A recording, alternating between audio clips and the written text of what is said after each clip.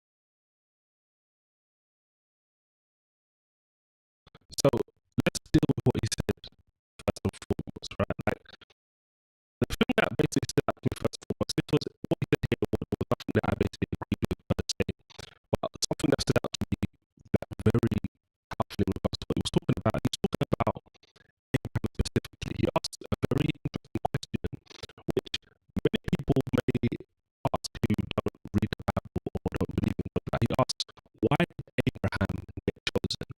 And what we see is something that so often we see so far as we continue to walk through his videos is if you just keep reading, it gives you the answers. And the thing that's actually quite funny about this is the very next line answers his question, at least in one way, right? What am I talking about? Well, he's talking about Genesis 12, right? As we know. And let me just show you like, what the very next line says. You hear him read this next when we go to clip number 2. What does the scripture say? It says, so Abraham, why did God choose Abraham? So Abraham departed as what the Lord had spoken unto him, right? As the Lord had spoken unto him. So this isn't rocket science. There's like no tricks or anything like this. One thing we see throughout the Bible is God has powerful relations with people who believe in him, right? People who trust in him first and foremost and actually action out what he actually wants to do. In that sense, God actually chooses you, right? So the very next line he's going to read in a moment answers this question. But one thing I want everybody to know, and all atheists to watch this video, right? The fact of the matter is, none of us are special. He even alluded to, he's obviously asking a question about Abraham. He's alluding to, um, ultimately Noah as well, right? So think about it like this. You guys say no audio, give me 2 seconds.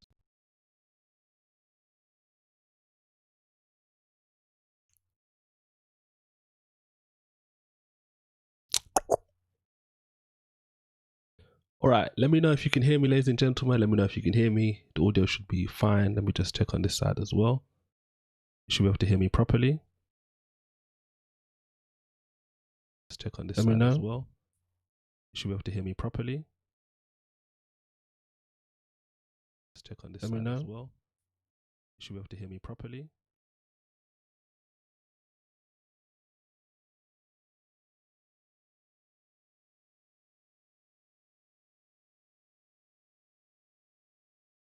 Can you hear the audio properly? Let me know. Can you hear the audio? Should be able to hear the audio. All right, cool. So let me do this.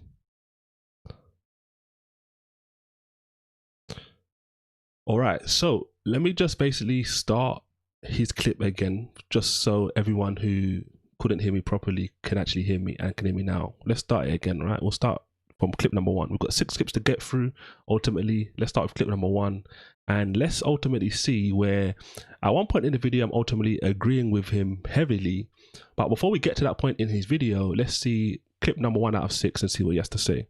Let's get into it.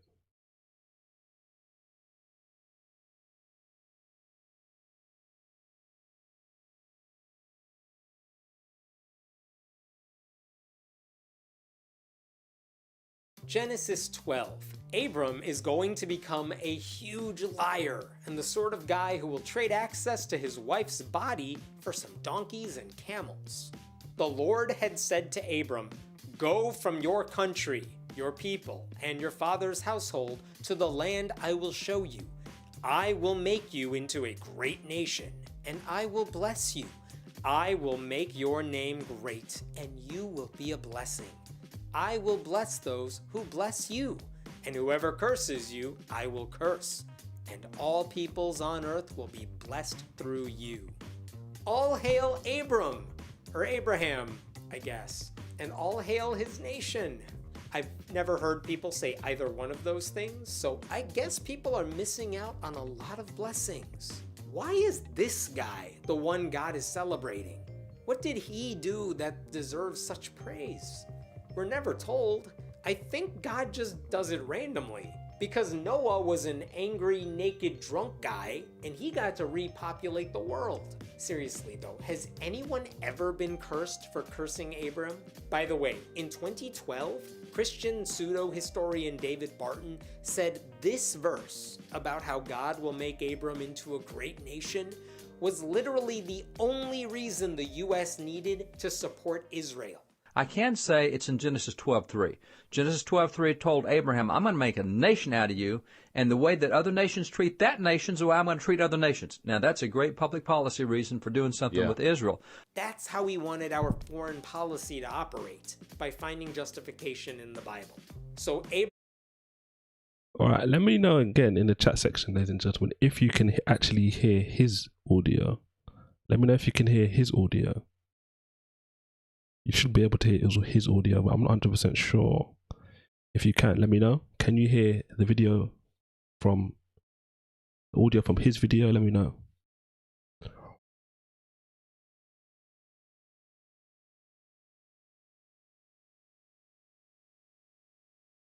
Can you hear his audio?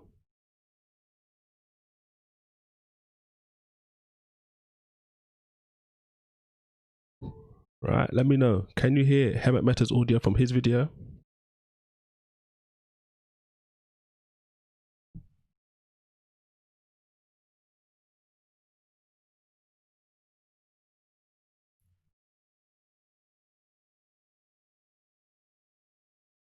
Okay, cool. All right, so just to kind of start off, right, he talked about Abraham. And his big point was, why did God choose Abraham? I don't know if you could hear me before when I was saying this before, but ultimately, like, the very next line in Genesis, I showed it on screen before, Genesis 12 verse 4, as we reference it today, basically gives us insights. God commanded Abraham, told Abraham to do something specifically, and what did Abraham do? Abraham at the time, he basically was obviously believing in God, and he actually acted on God's commands, on what God actually said. So we see this over and over again through the Bible. Those who believe and obviously follow through in what God actually is saying have a relationship with God. And I want Hemant Mehta to know, and all other atheists as well who may not read the Bible as well, that we are not special, right? Number one, obviously, if we keep reading the Bible, it'll give us answers. But the fact of the matter is, he referenced Noah. And the thing with Noah, yes, Noah at some point in his life got drunk, right? And cursed someone, a grandson, etc. But that is the point. None of us who were before, who are now, right, except Jesus, were perfect. And because none of us are perfect, the only difference, right, Christians don't believe or think, you know what, we're these special people because there's anything special that we do. Everything comes down to what God does, and we just ultimately believe, right? We believe there's obviously sizable amounts of evidence that point to a creator, and obviously that being the creator of the Bible, etc., the God of the Bible ultimately. But it all comes down to belief and ultimately our obedience. So it's not that any of us are special, even though he kind of insinuates that or asks that question and ultimately continues to kind of think that going through. Let's go to clip number 2 out of 6 and see what he has to say next. Remember, I said there are parts in this video where I'm in full agreement with, or a majority agreement with, what Hemant Mehta actually says in his video. Let's see clip number 2 and see what he has to say for himself next. Abram went as the Lord had told him, and Lot went with him. Abram was 75 years old when he set out from Haran. He took his wife Sarai, his nephew Lot, all the possessions they had accumulated, and the people they had acquired in Haran, and they set out for the land of Canaan, and they arrived there. Just to give you a quick refresher, the Canaanites were descended from Ham, the son of Noah, who saw his father passed out naked and drunk and told his brothers about it. So Noah got so angry, he cursed Ham forever. So the Canaanites are not good people. Do we know what made them so bad? No, but they're bad, because biblical justice makes no sense. And did that just say Abram took the people they had acquired like slaves? Are we just glossing over that entirely? Abram traveled through the land.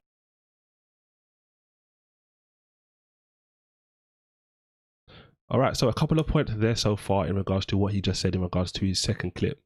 Now, firstly, just to correct him, he made a mistake and we'll give him the benefit of the doubt. He basically talked about how Noah got drunk. He referenced Noah again, ultimately, and talked about how Noah cursed Ham. Ultimately, the Bible doesn't say that Noah cursed Ham directly. I even alluded to this previously. Noah cursed his grandson, one of his grandchildren, Canaan, right? Get that out of the way. But again, slip of the tongue, just easy mistake for many people to make. Now, the thing that's interesting is because he kind of talks about Noah and Noah's curse on Ham, etc., to basically talk about the Canaanites, and then he basically segues from that to the Canaanites are these bad people, but the Bible does not tell us why. And this is the same scenario we find ourselves in over and over again in regards to the things that Hemant Mehta is actually saying, right? Now, the thing you need to realize is you have to keep reading into the Bible if you're an atheist, but especially if you're a Christian watching this. You have to remember, as a Christian, you have to continue reading through the Bible. The Bible will give you answers to many of the questions, if not all the questions we generally will present or pose about the narrative, first and foremost. He asked the question, do we know why the Canaanites are bad? Well, if you keep reading, yes. Let me give you some examples. So if you read Leviticus, chapter 18, chapter 20, in today's referencing, you find out some of the wicked practices the Canaanites and the surrounding cities were doing. If you read Deuteronomy 12 is a good example, if I remember correctly. You've got Jeremiah 7, 17, I believe, 33. You have the early pages in the book of Joshua. There are so many different, I'm just giving you a handful of references for you to go and check as a Christian who doesn't know these things, and especially as an atheist who may be watching this video from Hemant Mehta and thinking, wait, he's actually speaking a lot of truth. Let me give you some of the flavor, right? Now, it's interesting because as I wrote these 3 things down, I was like, you know what? Even people watching this today, even by today's standards, will look at these things and say, you know what? These things are actually crazy. But as I list them down, I kind of thought to myself, and you know what? These things may not be seen as crazy by many people. 3 examples of what the Canaanites were doing, right?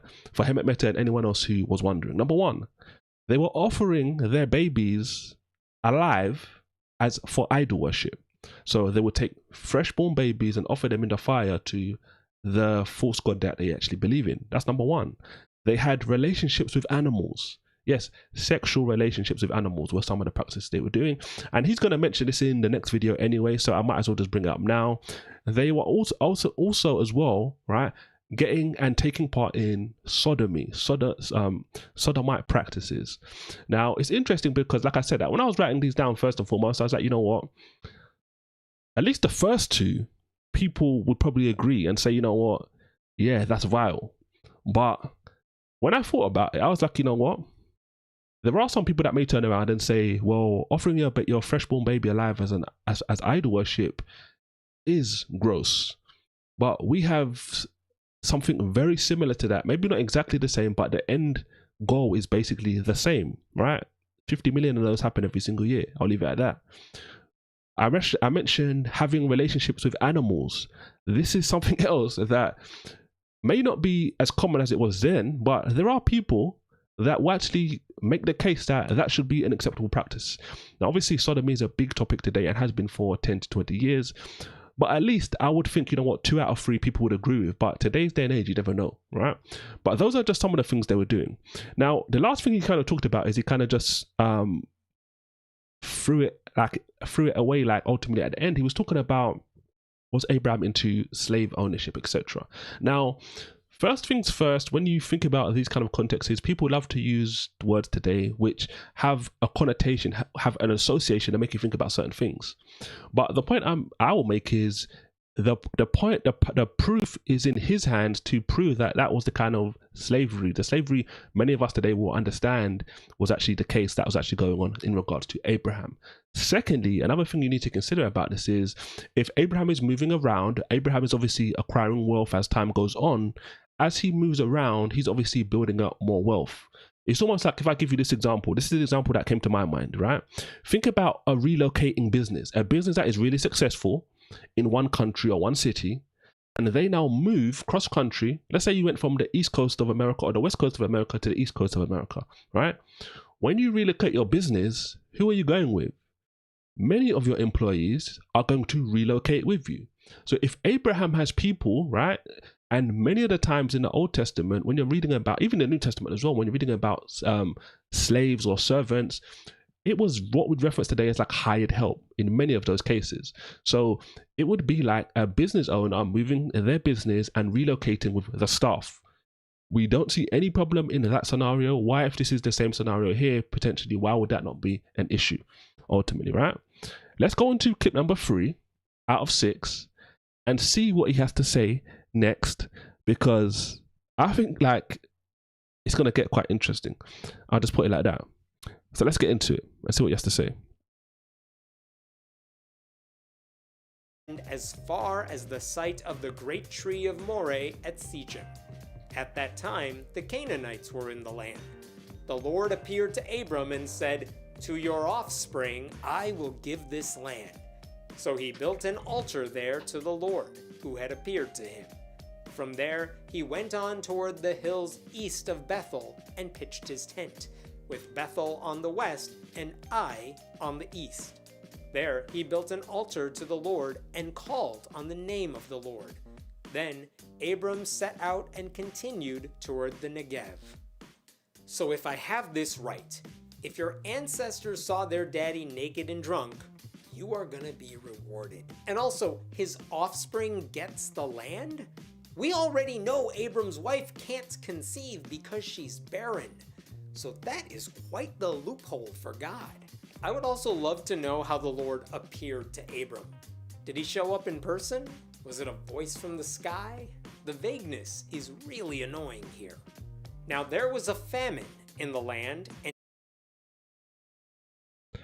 All right, so I've only got 2 points to make in regards to that clip. He didn't really say too much in my opinion.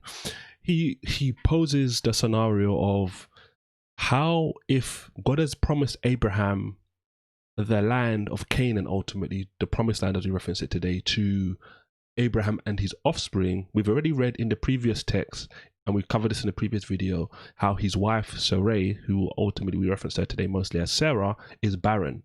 And ultimately all this is actually doing here like I mentioned in the previous video when we discussed this for the first time, when it came up that his wife was barren, couldn't have children, for those who don't know what barren is, this was a foreshadow. It's foreshadowing and prefacing the narrative as to how God is going to do something miraculous in order to give Abraham offspring, right? That's the first thing. He poses the question, he asks, like, it's vague how God appeared to Abraham. He wants more details, etc.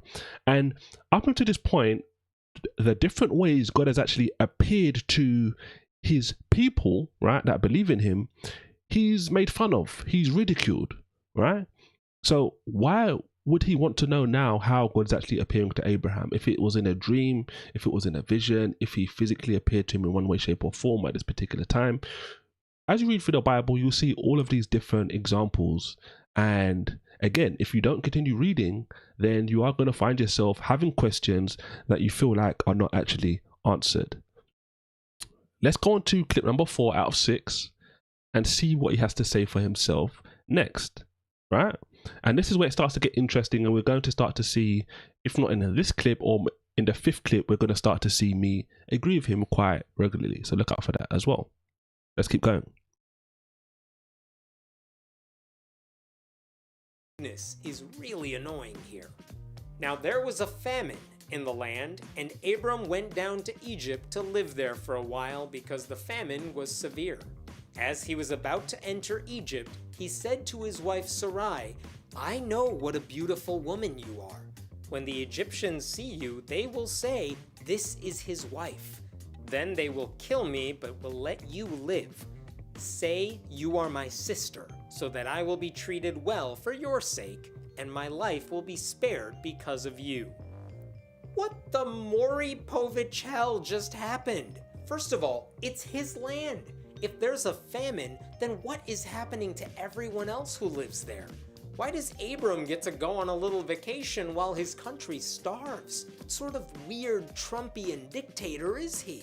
And if I have this right, if they go to Egypt, they're gonna kill Abram to get to his wife, so she should just lie to the Egyptians.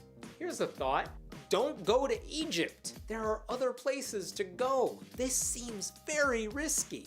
Funny story. Abram says Sarai should lie and say she's his sister instead of his wife. Well, guess what? She is actually his half-sister.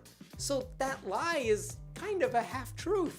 The Bible, brought to you by incest. And for all the talk of how hot Sarai is and how the people in Egypt will kill for her, I just want to point out that she's not like 20 years old. She's about 70. I mean, no judgment, but I think that is worth mentioning. Interesting side note, this story also appears in the Mormon Church's Book of Abraham. But it's God who makes up the lie that Abram should tell the Egyptians Sarai is really his sister. So everyone in this twisted Jerry Springer tale is fine with lying.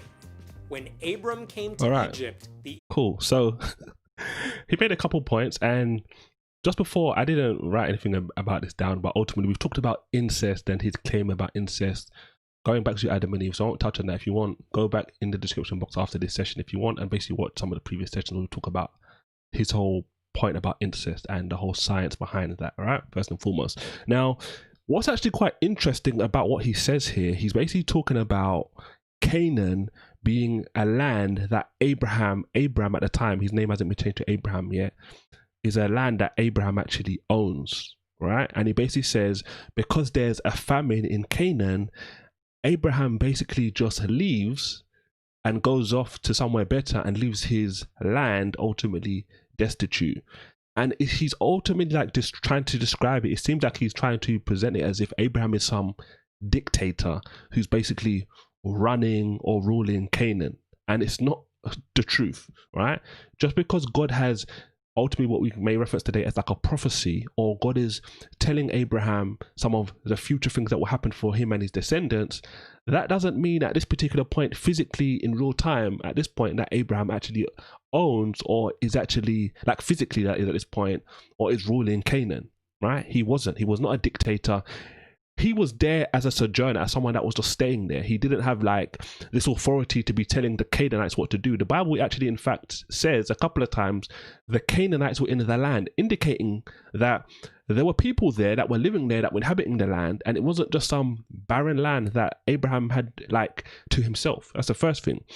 All the way through Abraham's narrative in Genesis, we're going to see a few pages forward how Abraham, the only thing of land he actually owned physically while he was alive was a burying ground for his wife. That was it. He didn't purchase, the scripture doesn't tell us of him purchasing any other sort of land. And again, that even goes to the point as well. If he was some dictator ruling, owning Canaan, why would he be paying for land, etc.? That's one thing, right? Now, like I said, and like the title of this video and the thumbnail ultimately alludes to as well, I was agreeing with Hemant Mehta several times throughout this video, and here was the start in regards to where I was actually agreeing with him. Like, full disclosure, most of the things he said about Abraham, right, I agree with in regards to what? Leaving Canaan, right? Many of the things he said, I agree with. And as a Christian, like, there is no harm as a Christian agreeing with an atheist or someone who doesn't believe with a Christian, right? I know there are some people that think, you know, I can never have common ground with someone who doesn't believe like me. Just because they believe fundamentally something different to me, we can never agree. But that's not the case, right? As Christians that follow the Bible, we should be focused on truth, wherever the truth comes from. And Hemant made some really good points, and I agree with him on those points, right? Because I've even thought this myself reading through these pages in Genesis with regards to Abraham.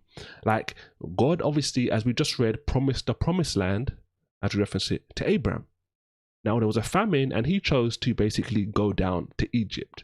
Now, what you find in the narrative in regards to Abraham is him going down to Egypt would seem to be the start of many, many huge and very significant problems in Abraham's life, and obviously into his descendants, right?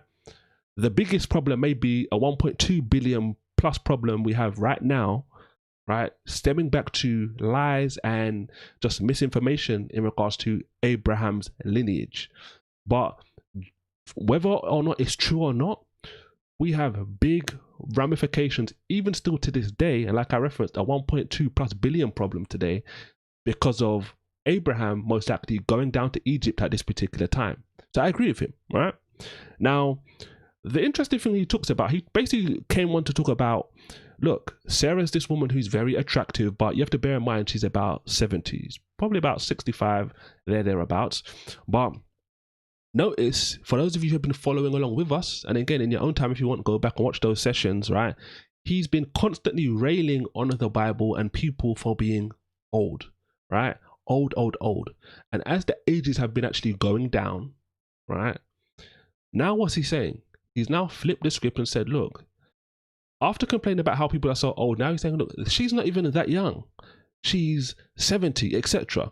Which is just another example of him flip-flopping from side to side. Because when it serves his point in one side, he'll try and use it. When it doesn't serve his point in regards to age, he'll try and use something else. Now, this was most likely, for me, the icing on the cake, right? He basically went on to mention Mormons. And he basically says, he tied all of this narrative in to say, look, Abraham is lying, right? Or at least deceiving, because Sarai was his actually half sister. So in one way he was telling truth, but he was deceptive, right? He says in the Mormons account of this particular scenario, God is actually in fact the one who basically tells Abraham to tell the lie.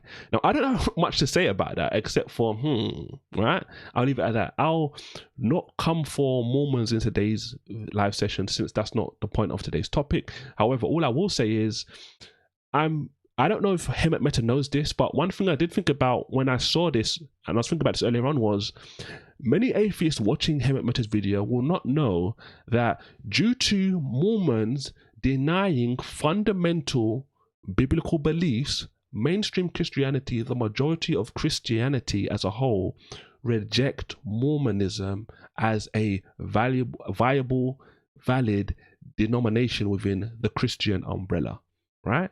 So many of the atheists won't know that, but atheists are not, Mormons, are not seen or accepted as Christians because they reject key core fundamental beliefs.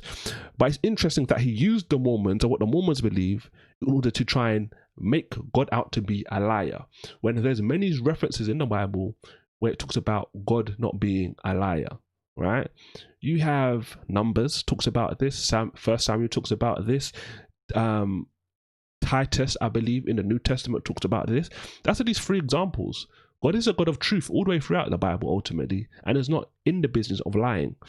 Hopefully that helps. Let's go on to clip number 5. We've got 2 more clips left, clip number 5 and then clip number 6. And let's see what he has to say in regards to clip number 5. But like I said, he said certain points about things that were actually really significant about what Abraham was doing. And this goes back to the point I made to start this session, right? Why did God choose Abraham? Why did God choose Noah? Why did God choose you? Why did God choose me? Whoever, right? God is calling people on a day-to-day basis. It's whether or not we want to listen and follow through on those actions, or if we choose not to, right? There's no inherent difference between me and Hemant Mehta, right? There's no difference. The only difference is he chooses to make a series talking about everything wrong with Genesis, and I choose to make a series responding, reviewing what he's saying, and correcting many of the misconceptions he actually has on the Bible. That's it. It's just a decision, right? Yes, our influences growing up may play a part, but just because we are influenced in certain ways doesn't mean, therefore, that we are going to believe in a certain thing. Hence, you have Christians who are people who are raised Christians who become atheists. You have people who are staunch atheists, God haters, right? Probably the worst kind of atheist is someone who ultimately not only doesn't believe in a God, but hates God, right? Turn to be a Christian. So it's not just about where you were raised or how you were born. We did a session about that as well earlier on in the year. If you want to go back on our channel and basically check that out in our live stream playlist. But let's go on to clip number 5 and see what he has to say next. And there's going to be more of me agreeing with him in regards to what Hemant Mehta is actually saying. Let's keep going. Egyptians saw that Sarai was a very beautiful woman. And when Pharaoh's officials saw her, they praised her to Pharaoh, and she was taken into his palace. He treated Abram well for her sake, and Abram acquired sheep and cattle, male and female donkeys, male and female servants, and camels. They saw her and thought, she is one hot gilf. Did Pharaoh know that Sarai was barren? I wonder if Abram would have been treated as well if they knew she could not have kids. Anyway, Abram just gave her to Pharaoh in exchange for animals and slaves. He sold out his wife / half-sister for personal gain. I'm pretty sure that makes Abram the first biblical pimp. But the Lord inflicted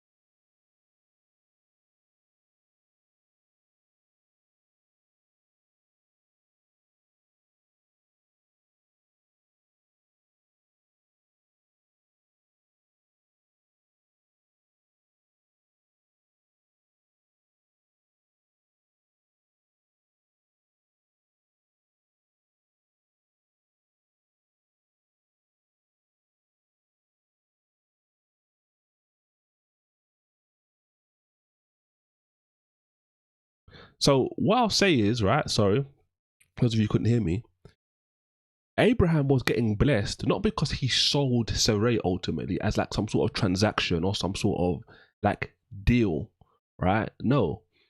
He obviously played the brother card. Oh, look, I'm her brother, I'm her big brother, etc.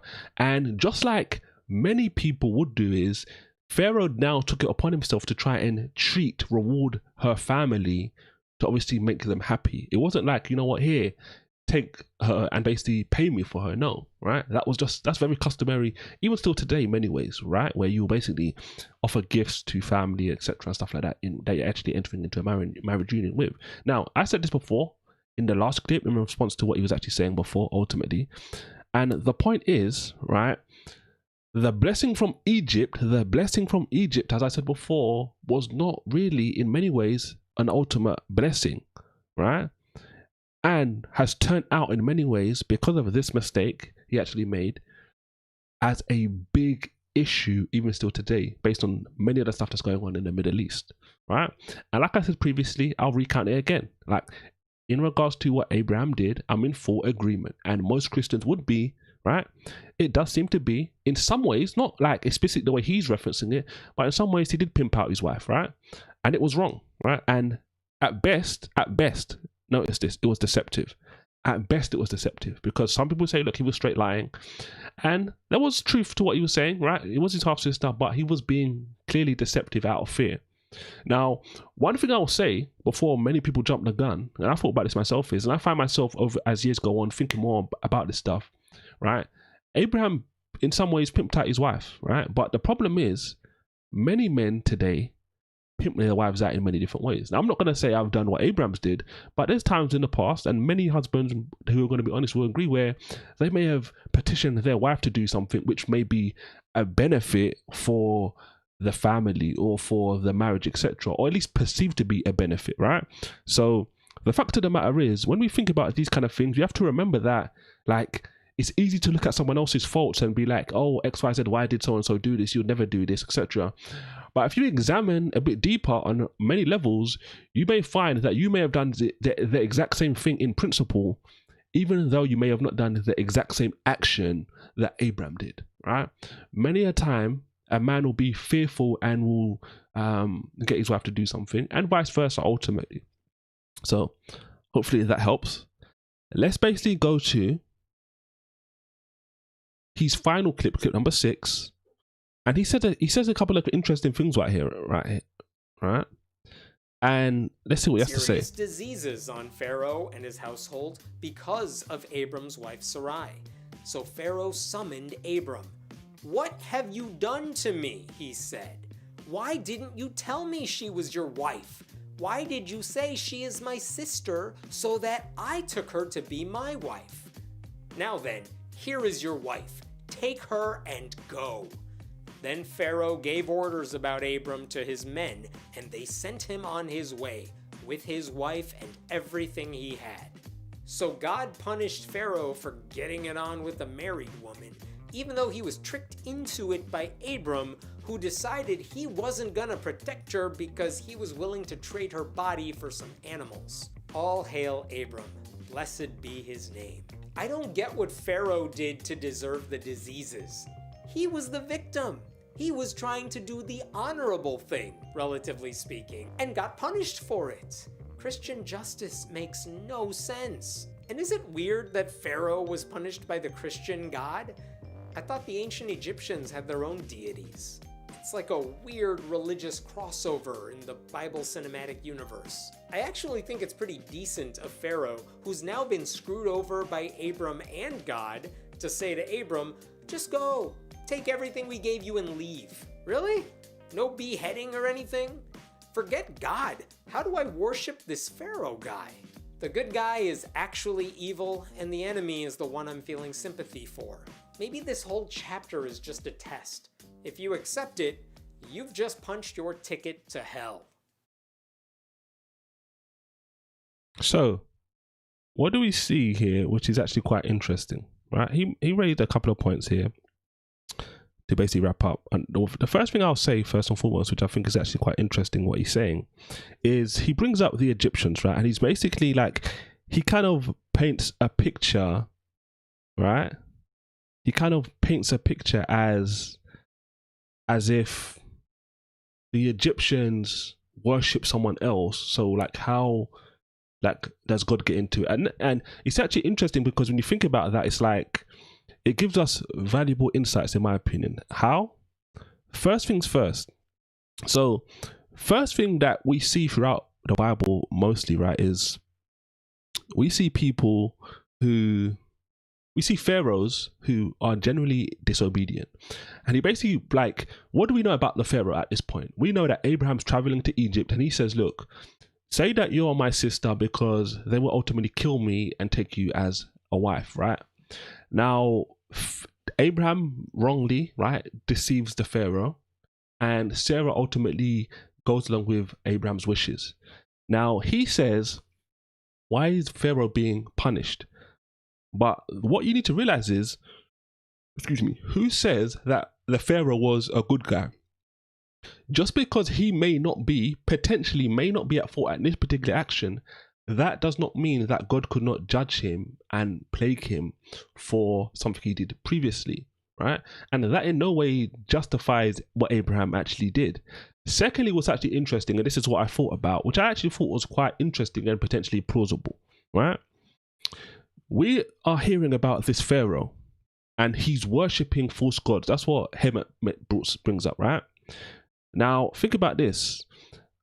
Is it far-fetched if God is sending plagues on Pharaoh because Abraham's obviously not going to spill the beans, Sarah's not going to spill the beans, and how else would Pharaoh actually give Abraham his wife back, right? A plague may have been the only way that the Pharaoh would have actually realized what was actually going on, right? And this isn't far-fetched. This isn't like me just trying to fabricate something out of thin air. Why? Because we see a similar event like this with Abraham and Sarai. It comes up again later in the Bible. And what happens in that particular scenario? In that particular scenario, different to this scenario, is God visits the person, Abimelech at the time by name, with a dream, and basically gives him the idea of what ultimately is happening between Abraham and Sarai and how they actually are married, right? The difference in that scenario was Abimelech believed in God and had a relationship with God. Pharaoh most likely does not. That's the first thing. What also I think is actually quite interesting, later in Genesis and going into Exodus, what do we see? We see God send a message to a Pharaoh over and over again. And what did the Pharaoh do? Did he listen to God's message? No. So who is to say when God sent him a message and said, look, Pharaoh, give this guy his wife back, etc., he was going to listen? We've got an example coming later on by the same author as Christians, we believe, Moses, who's basically outlining that pharaohs were ones that didn't really like to listen to ultimately what God is actually saying. But a plague would be something that anyone, whether you believe in God or didn't believe in God, would actually listen to. I don't think that's the most plausible, like the most, what's the word? I don't think that's very plausible. And I don't think that's the most far-fetched, like, understanding based on thinking about scripture as a whole. Now, I don't expect, to be honest, Hemant Mehta or many atheists to kind of be thinking on those wavelengths, right? It would take someone who has a bit more understanding of the Bible to kind of think about these kind of things and even present these things as a potentiality, right? And I think that's actually quite interesting. We talked about the Pharaoh already, right? Pharaoh is obviously worthy of punishment. Now, the last thing he kind of insinuated, this is the last thing I'll say, he talks about how ultimately the two had relations, and we're not explicitly told that Pharaoh had relationships of any kind with Sarai. He obviously intended to marry her at some point in the future, but before it got to that point, it would seem God actually intervened. Now, maybe Pharaoh did do something, right? And God ultimately intervened after. But either way, right? You need to think about what the Bible's actually saying as a whole, right? And then take it from there. So ultimately, that's his 6 clips. He didn't really have much to say in regards to this piece of text. It was a short text, and really and truly, I did find myself agreeing with him at certain points. And most Christians who are going to be honest to what the text says are going to be truthful and say, you know what, Abraham was doing some dodgy stuff at certain periods in time. And many people, Muslims, atheists, Buddhists, Sikhs, people that are from a different religion need to understand, right? The Bible does not present men and women as these perfect people, even righteous men of God and righteous women of God. They are not presented as these righteous people all of the time. We are all, throughout the Bible, shown to have key and clear faults. And that is the very reason why we believe we need a savior. Because even the best of the best men out there who have come in history who believed in God that we may reference, like Abraham, Noah, David, right? Deborah, Miriam, many different women, right? Mary, all of these different individuals Like, we're not perfect, and we all needed a savior. So even if we look at the best of the best, if you want to reference it like that, like, we're all fallible. None of us are perfect, and because of that, we obviously have to make sure we remember this, right?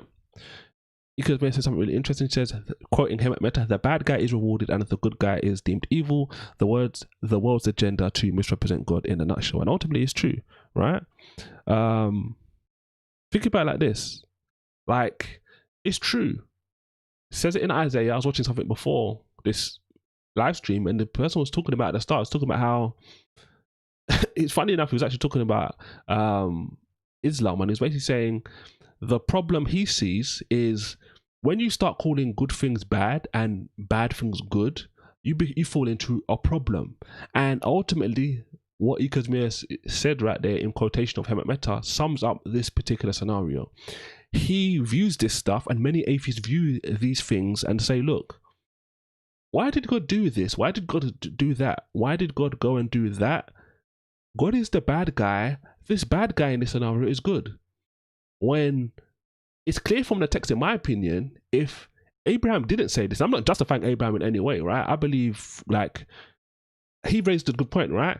Abraham could have said, I'm not going to Egypt, I'm staying in Canaan in the famine, right? We'll see later on that there was a famine in the land, and Abraham's son Isaac flourishes ultimately. So we obviously believe, and Abraham believes as well, in the same God we believe in. So it's like, if you think about it from that perspective, it's like God could do certain things even in famine.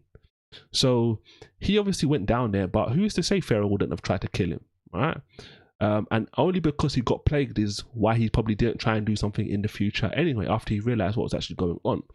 But we have to be true. And this is why I say, and this is the theme of today's session, is quite powerful, because we think about all of these different kind of things and we say to ourselves, well, like, yes, there are times when bad things happen in the Bible, because the Bible references history, ladies and gentlemen. It's recounting history. It's not recounting things that we just want to make us sound good or make us feel good. The people that have come before us in our faith, right, other than Jesus, ultimately, were men and women. They were not perfect. And Abraham, as good as he is, as righteous as he was, as much faith as he had, he still was fallible. He still made mistakes. He still wasn't perfect. And we use examples like this to be bolder, to be better Christians than those that have come before us, right? So that pretty much wraps up today's session. It was a short one today, ultimately. And let's see.